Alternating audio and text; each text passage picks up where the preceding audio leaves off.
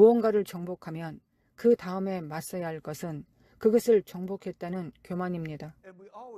여기서 문제가 시작됩니다. 첫 번째는 겐 족속입니다. 겐이라는 말의 의미는 조작자입니다. 조작한다는 것은 거짓말을 만들어내고 거짓된 비난을 퍼뜨리고 왜곡을 퍼뜨리고 소문을 퍼뜨린다는 것입니다. 시험은 이것입니다. 당신은 스스로를 변호할 것인가 아니면 하나님께 맡길 것인가. 스스로 변호할 수 있습니다. 이겨낼 수도 있습니다. 그러나 하나님께 맡길 것인지가 시험입니다. 두 번째는 그니스 족속입니다. 그니스라는 말의 의미는 소유욕입니다. 곧 탐욕의 시험입니다. 이것은 우리가 실제보다 더 영적으로 보이려는 것입니다. 다른 사람이 가진 것을 가지려는 것입니다. 다른 사람과 비교하며 따라가려는 것입니다. 그러나 이렇게 하면 결코 하나님께서 우리를 창조하신 모습이 될 수 없습니다. 우리는 다른 사람처럼 되려고 애쓰는 대신 하나님께서 우리를 창조하신 모습이 되어야 합니다.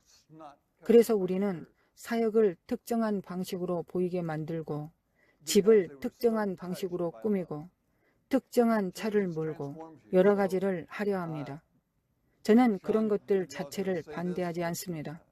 그러나 그것이 단지 다른 사람을 따라잡기 위한 것이라면 문제가 됩니다. 결국 우리는 탐욕과 비교의 문제를 극복해야 합니다. 세 번째는 간몬 족속입니다. 간몬이라는 말의 의미는 옛 방식입니다. 이것은 종교적 영이 만들어내는 것입니다. 전통을 성경처럼 취급하는 것입니다. 옛 포도주는 좋다. 우리는 바꿀 수 없다. 우리는 항상 이렇게 해왔다. 이런 태도입니다. 여기에 불을 설치하자. 그러면 150년 전부터 있던 불빛이 있는데 왜 바꾸느냐라고 말합니다. 카펫을 바꾸자. 그러면 아직 바닥이 드러나지 않았는데 왜 바꾸냐라고 말합니다. 결국 옛 것이 충분하다라는 태도입니다. 전통. 우리는 항상 이렇게 해왔다. 바꿀 수 없다라는 태도입니다. 그러나 옛 것이 충분하다고 생각하면 결코 부르심에 들어갈 수 없습니다. 그 다음은 7가지, 곧 우리보다 더 강한 것들입니다. 첫 번째는 헷 족속입니다. 그 의미는 공포입니다. 공포가 우리 안에서 무엇을 합니까? 실패에 대한 두려움을 만듭니다. 그것은 영적 마비를 일으킵니다. 아무것도 하지 못하게 만듭니다. 나는 충분히 영적이지 않다. 만약 실패하면 사람들이 뭐라고 할까? 사람들이 내가 영적이지 않다고 생각할 것이다. 이런 두려움입니다. 그래서 나는 할 수 없다. 너무 크다. 그 프로젝트는 나에게 너무 크다. 라고 말합니다. 결국 두려움 때문에 아무것도 하지 못합니다. 만약 모든 것을 다 알게 될 때까지 기다린다면 아무것도 하지 못할 것입니다. 왜냐하면 항상 더 배울 것이 있기 때문입니다. 다음은 브리스 족속입니다. 브리스라는 말의 의미는 불법 거주자입니다. 곧 무관심입니다. 텍사스에는 불법 거주자 권리라는 법이 있습니다.